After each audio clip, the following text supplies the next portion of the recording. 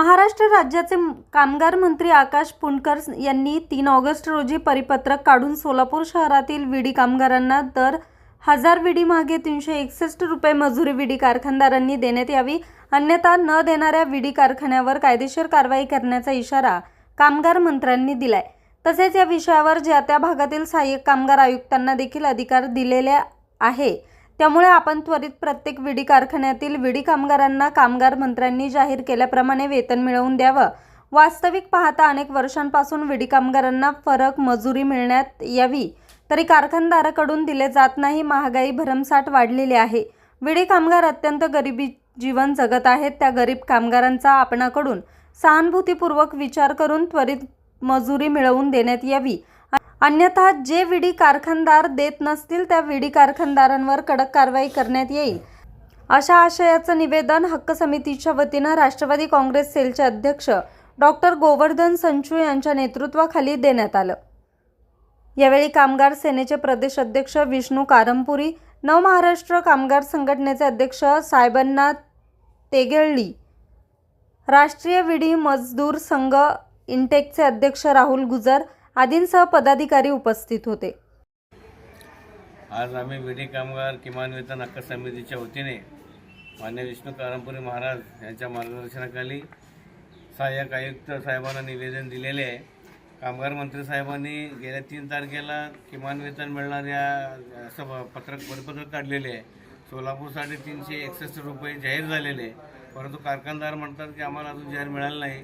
ते संबंधित आम्ही सहाय्यक कामगार आयुक्त साहेबांना विनंती करून निवेदन दिलेले आहे की या पद्धतीचं निवेदन त्वरित शासनाचं GR आणि प्रसिद्ध करावा आणि सर्व कारखानदाराकडून किमान वेतनाप्रमाणे विडी कामगारांना मजुरी मिळण्यात यावं असं विनंती केलेली आहे।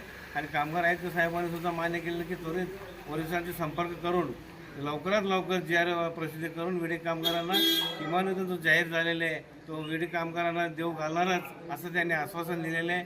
जय हिंद, जय राष्ट्र, जय महाराष्ट्र। कृती समितीनं वतीनं सहाय्यक कामगार आयुक्त आणि आपण पत्र दिलेलं आहे त्याच्या अंमलबजावणीसाठी आणि जवळजवळ ते किमान वेतन 359 जे ठरलेलं प्रमाण आहे त्याच्या फरकशाचा अंमलबजावणी करा म्हणून आम्ही आदेश करतो आपला संघटना करतो। आज विडी कामगार किमान वेतन हक्क संघर्ष समितीच्या वतीने आम्ही राष्ट्रवादी विडी कामगार संघटना, त्याचबरोबर नव महाराष्ट्र कामगार संघटना, इंटेक राष्ट्रीय विडी कामगार संघटना आणि महाराष्ट्र कामगार सेनेच्या सर्व पदाधिकाऱ्यांनी या ठिकाणी सहाय्यक कामगार आयुक्त निवेदन दिलेलं आहे। या निवेदनाचा विषय आहे की जे किमान वेतन 3 ऑगस्ट रोजी महाराष्ट्र राज्य कामगार मंत्री महोदयांनी जाहीर केलेलं किमान वेतन देण्याचा, त्या किमान वेतनाच्या आदेशाप्रमाणे सोलापुरातील कामगारांना 361 रुपये मजुरी मिळायला पाहिजे, ते देण्यात यावं, त्वरित अंमलबजावणी करण्यात यावी असं निवेदन दिलेलं आहे।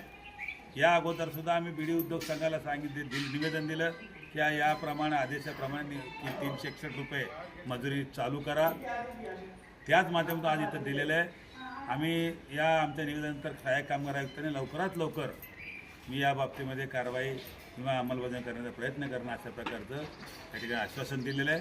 तरी सर्व बीडी कामगार माता भगिनींना विनंती आहे की आपण मजुरी 361 रुपये मजुरी घ्या 1000 मागं।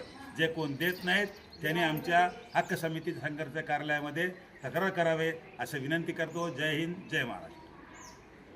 न्यूज रिपोर्टर हनुमंत मस्तूद, आज 24 तास, माढा।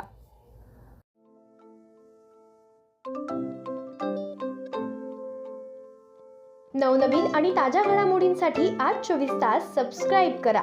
त्याचबरोबर बेल आयकॉनवर क्लिक करा आणि मिळवा आमच्या बातम्यांच्या नोटिफिकेशन्स। तसेच आज 24 तासची प्रत्येक बातमी आपल्याला कशी वाटली हे कळवा, लाईक करून, कमेंट करून आणि आमच्या बातम्या शेअर सुद्धा करा।